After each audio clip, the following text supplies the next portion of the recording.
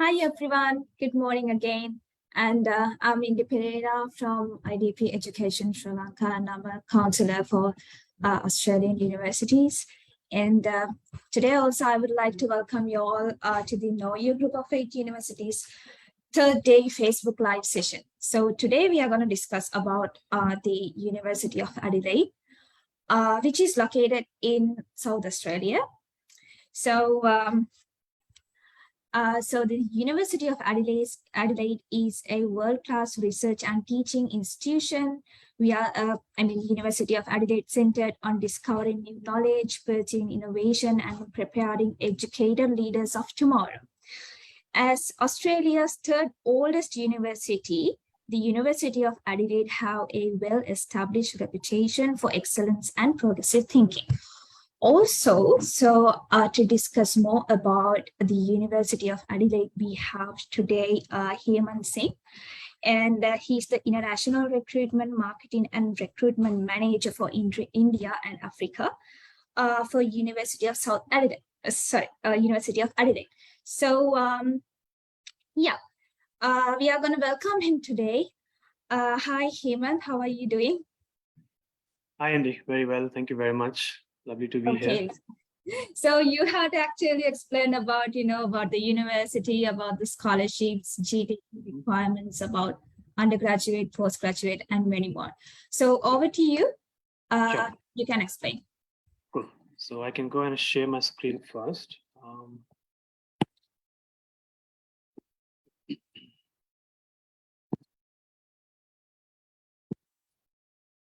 It's visible, right?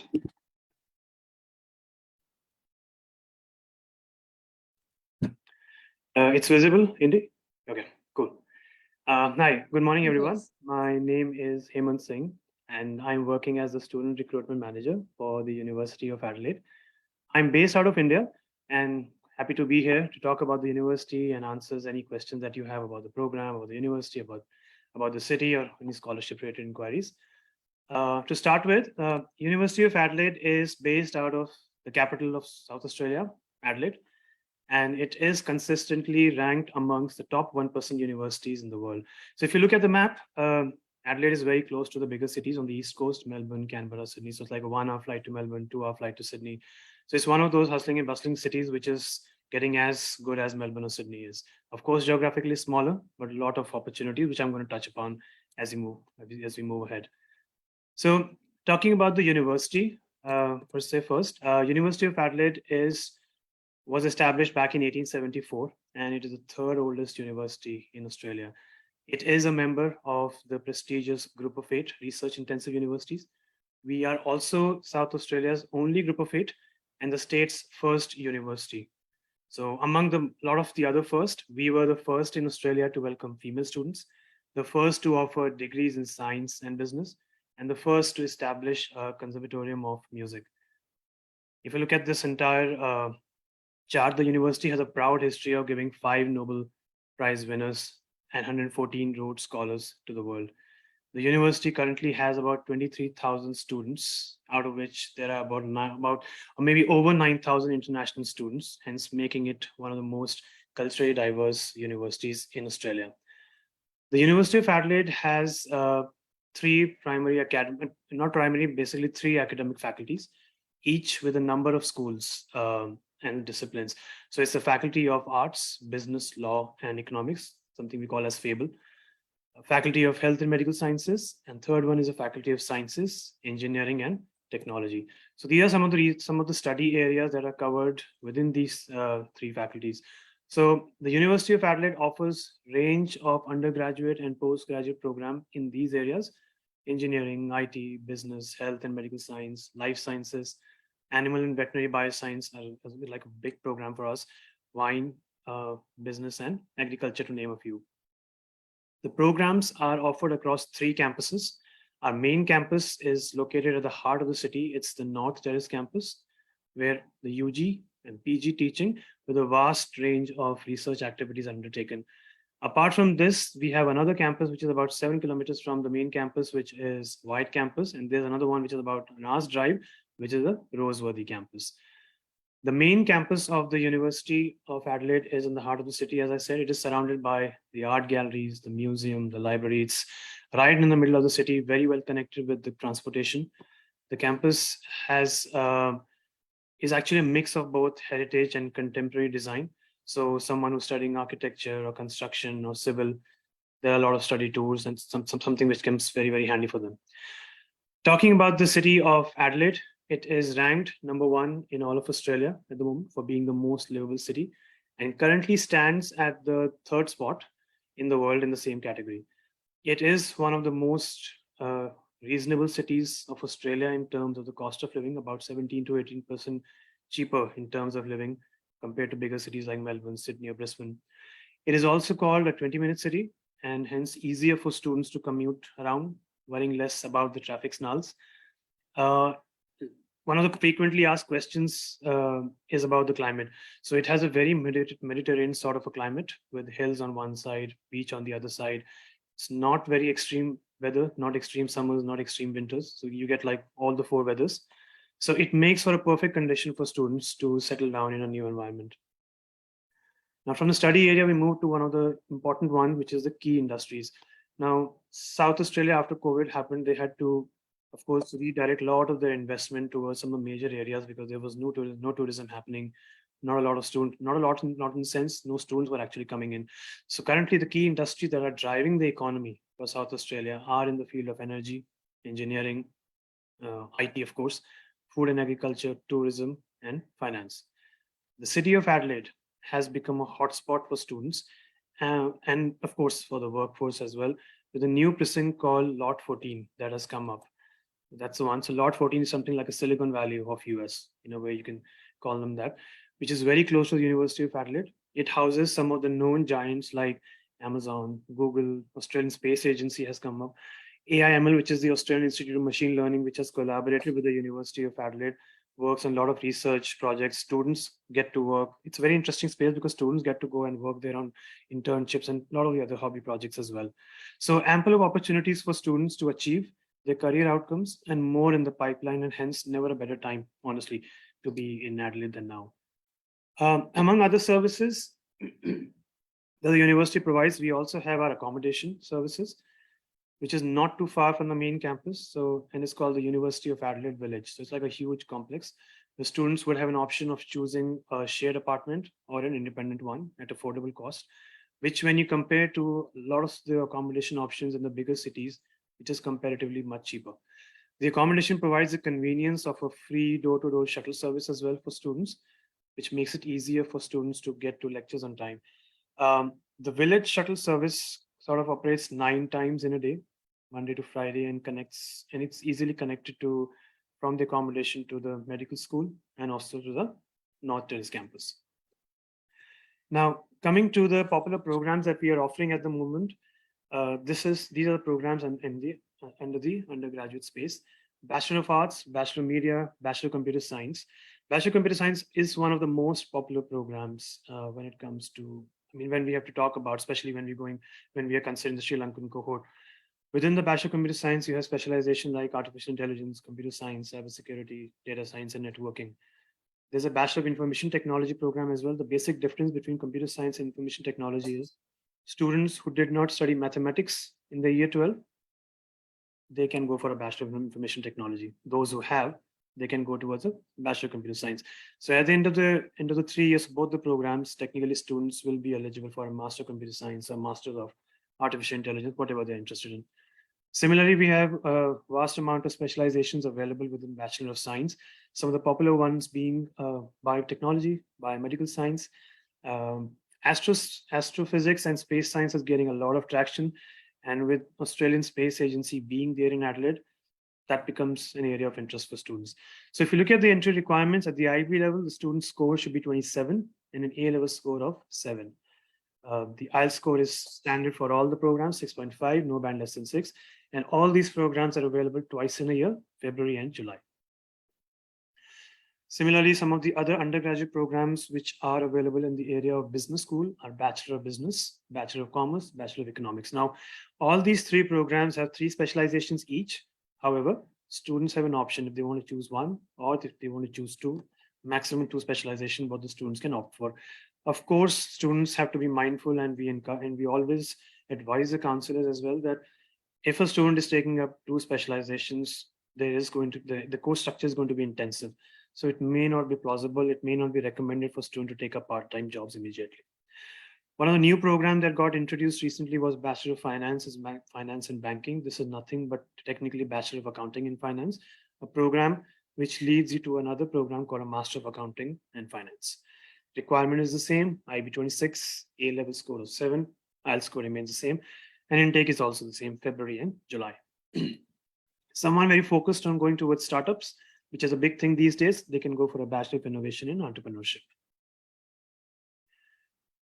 So that's the engineering programs. So Bachelor of Engineering is a 4-year program at the University of Adelaide. The ones that I showed you previously, I'm sorry, I forgot to mention, all those programs are for 3 years. Bachelor of Engineering is for 4 years. Every Bachelor of Engineering program comes with a mandatory 8 weeks of internship. Now these internships can be paid, can be unpaid, completely depends upon the employers who have advertised the position. But this will be a part of the program which students have to finish within the 4 years, not after the 4 years. So if you look at the available specializations, they're all the popular ones which are available across the entire South Asian region. Requirements are slightly higher here. For IB, it's 29. For A-level, the score should be 9. Whereas the IELTS score, TOEFL PT remains the same as it is for the arts and the business school. And of course, the intake as well, February and July. So at the moment, we are working our way towards the February intake, which happens to be the one which is sort of bigger. We are anticipating it to be bigger intake this year. All our engineering degrees are recognized by Engineers Australia, which allows you to work as a recognized engineer in Australia or anywhere abroad. Coming to our postgraduate programs, Master of Artificial Intelligence, Machine Learning, Computer Science. So these are all our IT programs, technically speaking. Master of Computer Science and Computing Innovation have 2 intakes, February and July, whereas programs like Master of Artificial Intelligence and Machine Learning, Cybersecurity and Data Science, they are all available thrice in a year, January, May, and September. So they are on a trimester model. Computer Science and Computing Innovation are on a semester model. The entry requirement is this is pretty much okay. This master, so it's going to be 2.8 out of 4, and that's the entry requirement. IELTS remain the same, 6.5, and I just touched upon the intakes. All our IT programs are recognized by ACS, which is the Australian Computing Society, which again allows you to work as a registered and a recognized IT professional in Australia or anywhere abroad. Now, these programs do not have a mandatory internship as you have in case of engineering programs, but there will be capstone industrial research projects which will be involved in this particular program, which are as good as internships. In case you're interested in internships, you can always ask your faculty that you're interested in one. Now, internship is something which is not kind of a short at this stage, but if you are interested in one, the faculties can arrange one for you. Coming to the engineering programs, again, Master of Engineering programs, the previously shown Master of IT program, they're all for 2 years. The engineering programs have 2 intakes, February and July. All of these specializations, this particular program is completely accredited by the Engineers Australia, except for biopharmaceutical engineering, materials engineering, and petroleum engineering science. All the others are recognized by EA. Now, our Master of Engineering programs come with a mandatory 12 weeks of internship. A bachelor's has 8 weeks, a master's has 12 weeks of internship available with them. Now, again, these internships will be done within those 2 years, not after the 2 years. And how well you do in those internships will also add up to the final GPA. 2 intakes, February and July. Academically, we give entry to students who have a score of 2.8 out of 4. IELTS score, TOEFL PT remains the same. And these are the postgraduate program for all from our business school. Master of Accounting, Finance are the similar program. Accounting Finance more like a dual specialization. The course structure is accredited by CPA and CFA.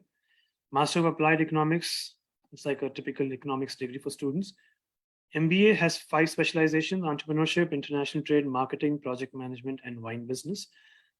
We call it a green MBA. It's actually a freshers MBA. You don't require any kind of work experience, no SAT, no GRE, no GMAT, nothing of that sort.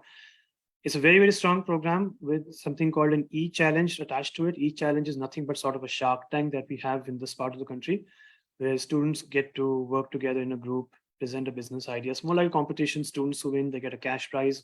Even if you don't win, it's a very strong exposure for students to be on that platform. This MBA ranks number 2 in all of Australia. Master of Business Analytics used to be a 1.5-year program, but it's now 2 years. Very, very strong program with a very strong employability. Students who want to get into business analyst role, someone who wants to get into business development, data scientist role, but does not have an IT background, or doesn't want to be involved in a lot of programming like Python, they can go for a program like this. Master of Finance is our hardcore finance degree. We do not have an MBA finance, but we do have a Master of Finance degree. There are electives rather, in the area of business and management included in this particular program. Master Marketing is again a hardcore sales and marketing sort of program. The basic difference between MBA marketing and Master Marketing is that the former has more focus on business, of course, but the latter has more focus on sales and marketing. Master Global Food and Agriculture Business is a very, very popular program. Focuses, it's not, and students tend to confuse this with food sciences and agriculture sciences. Actually a part of the business school. It's not an MSc program. So this is more sort of an MBA in global food or agriculture business, open for students who have agriculture background, but also for commerce and business background. Requirement for all these programs is the same. You should have a score of either 60% or, technically speaking, a GP in Sri Lankan terms, 2.8 out of 4. IELTS is the standard, 6.5, no band less than 6. Now for programs like Master of Accounting, Accounting and Finance, Applied Economics, Business Analytics, and Finance, you have 2 intakes, February and July. But for programs like MBA, Global Food and Agribusiness, and Marketing, there are 3 intakes, January, May, and September. Right. So there is a GPA requirement for Master of Applied Economics, because it is one of very, very specialized area. For this particular program, the requirement is a 3 out of 4 and not a 2.8 out of 4. So a program like this, it is actually referred to the faculty as well for assessments. On to the important part, which is the scholarships.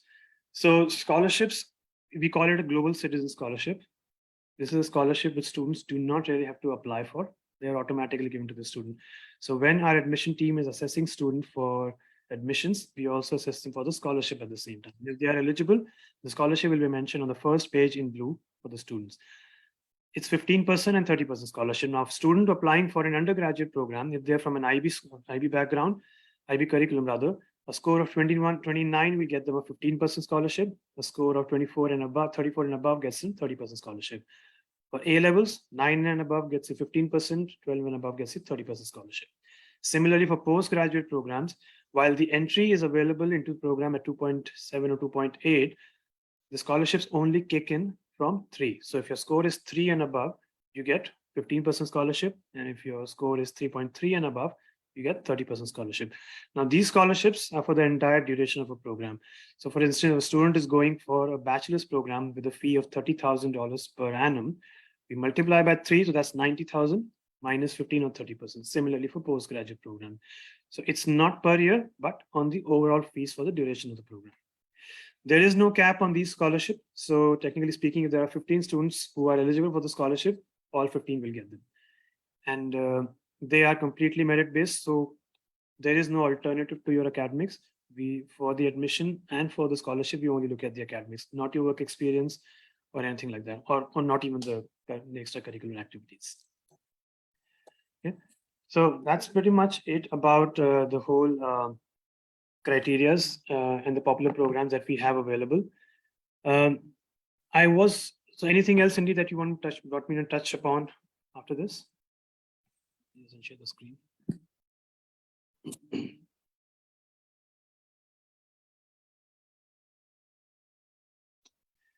Yeah, Andy, do you want me to touch upon anything else? Any questions about the scholarship programs? Yes, and about the scholarships and all, because students, they are very keen to know about the scholarships as well. Yeah. So I just shared that presentation about the scholarship. So for IB and A levels, you want me to share that again? Not really, just an explanation would be enough about that. And like I said, there are 2 scholarships, 15 and 30% scholarship. Those scholarships are completely merit-based. We only look at academics, no extracurricular, no work experiences required. And again, you don't have to apply for it. Now, a student with A-level score of 9 and above gets a 15% scholarship, 12 and above gets a 30% scholarship. Someone applying for a master's program, their score should be 3 and above to get a 15% and 3.3 and above to get a 30% scholarship. Now, the other thing the students, in terms of entry requirement that I forgot to mention was, there is a criteria for backlogs, number of fails. So when you're applying for master's program, your backlogs in your previous qualifications should be 8 or less than that. Anything above that, you may not qualify for the program. Also, if we ask about the Bachelor of Business Management programs and all, for A-level students, do they require mathematics to do Bachelor of Business Management? Mathematics is not required for Bachelor of Business programs. Students without mathematics background can also come for it. Okay, all right. So other than that, so can I know some kind of like popular programs in the University of Adelaide for international? Okay, yeah. So some of the popular programs are majorly in the area of IT. Like for instance, for bachelors, you have Bachelor of Computer Science. Within Bachelor of Computer Science, you have a lot of specialization like AI, cybersecurity, data science, networking. AI, data science is getting a lot of traction these days, especially after COVID, when everything has become IT enabled. IT programs in its own are becoming very, very popular.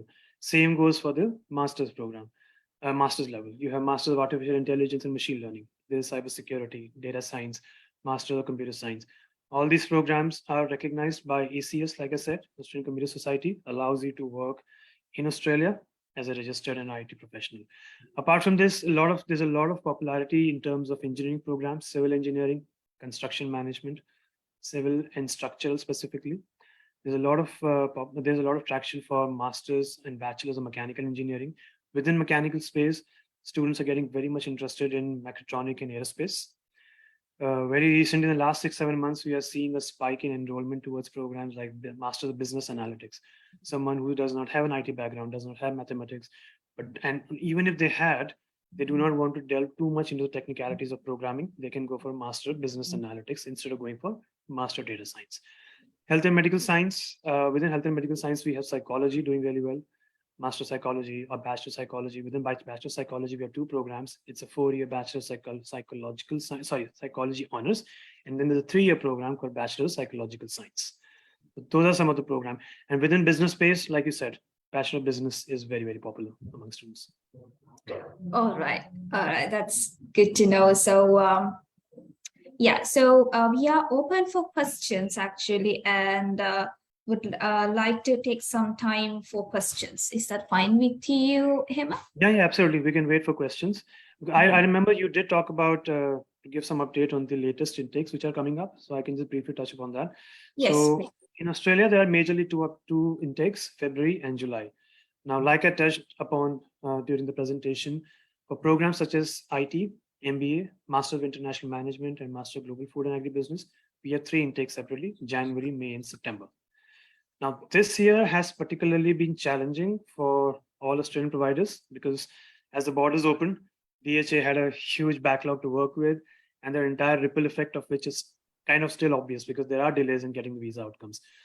Now, while the processing times are getting better, and they are better compared to how they were last 6 months, we as a university would rather work proactively with students to launch the application as soon as possible. So which is why we are working our way towards the trimester 1, which is in January, and semester 1 that happens to be in February.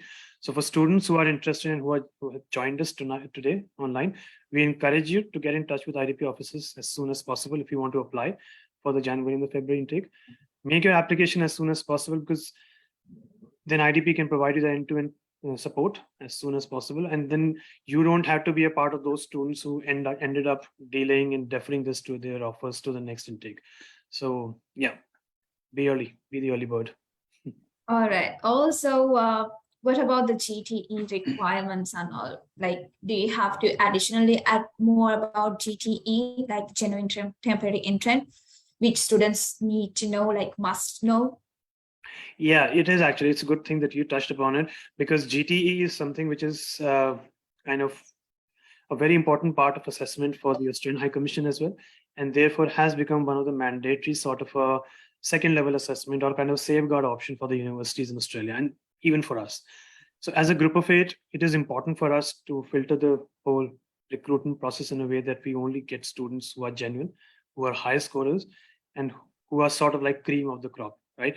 So the process is very simple. You get the offer letter, you get a condition on the offer saying email correspondence required from the University of Adelaide saying that you met the GT condition. Mhm. All you have to do is, in that email, there'll be a link. You go to that link, download the GT form. The student has to complete the GT form and send that back to us.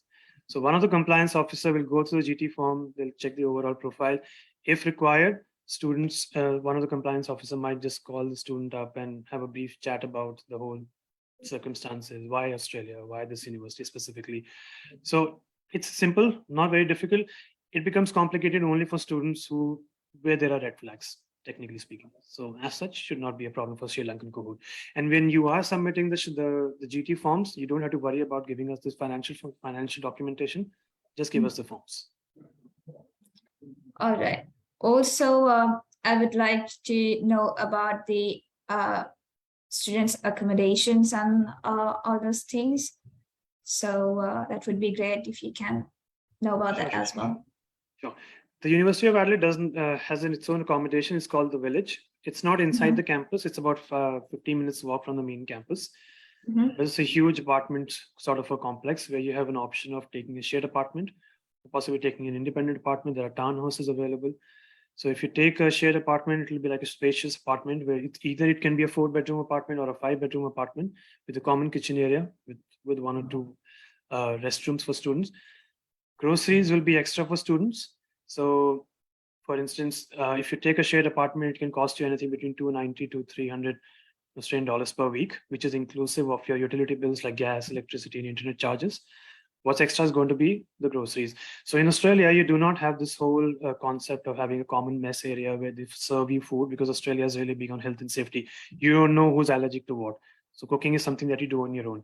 But to make it convenient for students, the village is very near to this place called the Central Market, just a 5-minute walk. So students can actually go there. They can buy their groceries if you want. And especially during exams time, students don't want to waste time cooking and everything. So there are a lot of restaurants nearby. You can go buy cooked food and come back. A lot of Asian cuisines available, Australian cuisines available for India, Sri Lanka, Nepal, Bhutan. For those kind of students from those regions, you have those kind of restaurants also available. So it's a very centralized place. There's a free shuttle service that runs between the University of Adelaide and the campus and the campus and the accommodation, and it's free of charge. It goes like 9 times in a day, so it's convenient for students to move around. You can even walk. It's that close by. Okay, that's it's good to know about that. So it's kind of like very convenient for international students if they feel like when they travel there first, and if they feel like unfamiliar with the environment, the surrounding, to be at accommodation in the university itself, inside the university, and then they can get familiar with the surroundings and everything. Absolutely. And the commutation is very easy. Like I said, it's very well connected. You show your student ID card, you get discount in the public transport. Very easy to go by. You can cycle, you can walk. So it's very well connected. Like I said, it's a 20-minute city. Everything is very close by. All right. That's cool. So let me check whether there are any questions from the students and get back to you. Sure.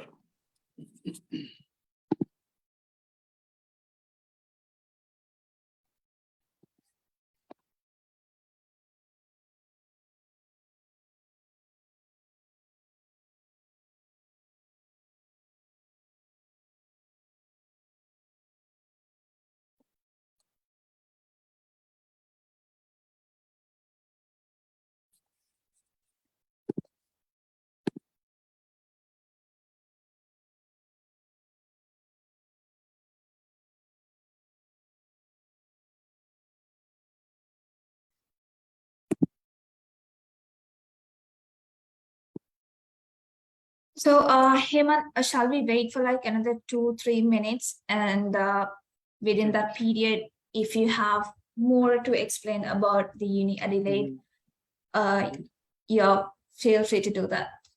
Or else about Adelaide. Yeah, I mean, yes, see, like I said, Adelaide is a geographically smaller city compared to Melbourne, Sydney, but the way it's expanding, the way it's growing right now, a lot of investment is happening from the South Australian government. So a lot of opportunities for students. The Lot 14 precinct that I was talking about, it has IT, engineering, marketing, financial firms. Top 5 banks of Australia are there. The consulting giants are also there. A lot of startups are already there, and there are lots more in the pipeline which are coming through. So it's a very good time. I think there's no better time to be in Adelaide than now. It's a regional area, which is like a point of interest for students. After finishing your master's, you get to stay back on a post-study work visa for like almost 4 years. So that gives enough time for students to settle down, work, and look at their long-term plans. It's a group of 8 university. Coming out of a group of 8 is like coming out of one of the prestigious institutions across the world. And I think that's where the whole concept of group of 8 is not very clear for a lot of students. When you speak to them, they don't know about this. I'm just going to briefly talk about that.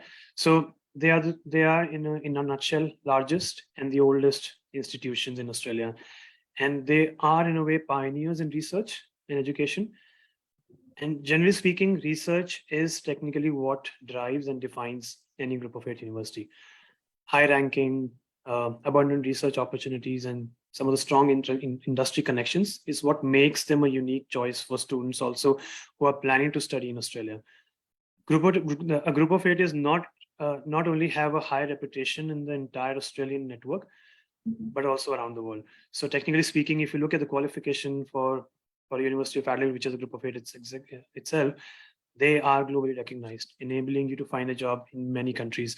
For instance, University of Adelaide has relevant accreditation for its engineering degrees, for IT degrees, for the business programs, even for the health programs. So even if you want to come back to their home countries, they are still recognized, and you don't have to get your qualifications reassessed. So this is what makes the students from a group of 8 kind of stand apart.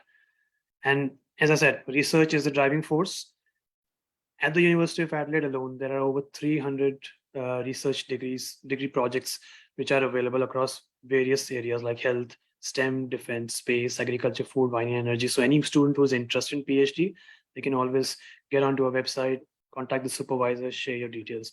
So it gives students a competitive advantage, builds a very strong sort of an expertise and an aptitude in their field, and helps them work side by side with some of the world-class researchers. And of course, it goes without saying that they are the most employable class of graduates when they come out. All right, because most of the students, what they ask is like, what's the advantage of studying at a group of 8 university? Exactly. What gives them the opportunity or the benefit by studying at a group of 8 university? So I think that explained pretty much everything about why you should study at a group of 8 university. Exactly. So I think we have 2 questions. Sure. One student has asked if they do the first year undergraduate degree here in Sri Lanka, whether they can transfer to the second year to do their balance years. Yeah, there's a possibility of that. You can apply for a credit transfer. So when you are applying through one of your IDP counselors, share your syllabus as well. Upload all of that on the portal. So when you go onto the portal, you have to take this option of credit exemption. Your application will go to the faculty for assessment. They would want to see how much you have studied, what you have studied in Sri Lanka, and if that sort of maps with the curriculum in Australia. And if yes, you will get the relevant exemption if that's available. Every time there's a credit transfer, credit exemption request that comes through, it may take up to 6 weeks for the assessment, slightly longer, because that assessment, as I said, goes to the faculty. So yes, that's a possibility. All right. Excellent. So the second question is it possible to apply with pending IELTS results? With pending IELTS results, yes, you can apply with pending IELTS results. You will get a conditional offer letter. However, considering it is a mandatory requirement, you have to meet that condition before you can accept the offer.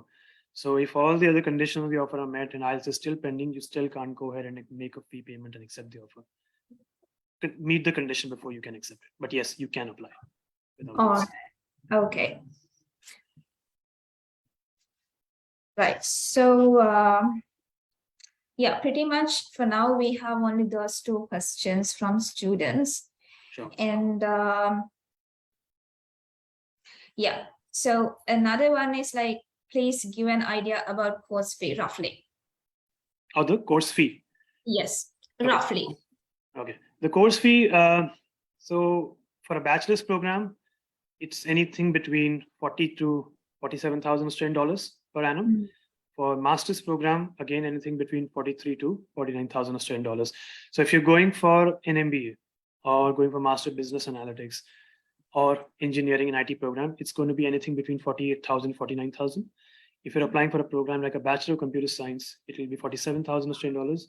Applying for a Bachelor of Business, Bachelor of Economics, again, 45 to 47,000 Australian dollars.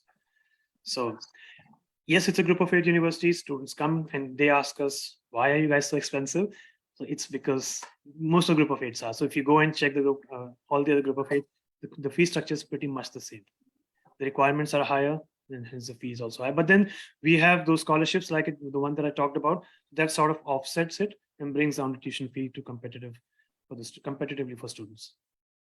All right. So when it's come to Sri Lanka now, the most important kind of exams for undergraduate students before they select the undergraduate course is like the GCE O levels and A levels. Okay. So when it's come to the A levels, do they get any scholarships if they have like 3 C passes or so, or is it depends? It depends. So you know how an A star is a 6, A is a 5. So how when we calculate that, your A level score should stand as 9, an overall score of 9. That will get you a 15% scholarship. But if your A level score is 12 and above, that's when you get a 30% scholarship. So that's how we calculate it. All right. Okay. So is there any foundation and diploma programs offering for students who are after O levels who wants to do the bachelor degree, like the pathway programs? Yes, we do have pathway programs available. So there are 2 entities, University of Adelaide College and then Ainsbury.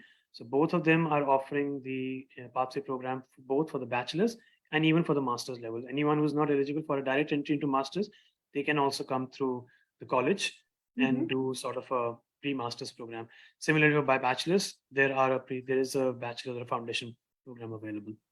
So you can get in touch with University of Adelaide College and they can arrange the offer letter. So when you get the offer letter, it will be sort of a combined offer letter, which says that first few semesters with them and the rest of it with us. So eventually you get the degree from us, not from them. All right. That's yeah, that's all. I think yes. So yeah, that's all from the students that I had to ask from you. And thank you so much, Hemant, for your valuable information. Like you explained a lot about that. And so yeah, so we are actually gonna wrap up the session right now. So as I can say, like Adelaide is the ideal place to live in and study, and it's affordable, friendly, accessible, and is rated as one of the world's most livable cities with over 500 plus occupation available for international graduates. Adelaide is the best place in Australia to gain valuable post-study work experience as well. So if you're planning to go to Adelaide, you can always check the University of Adelaide.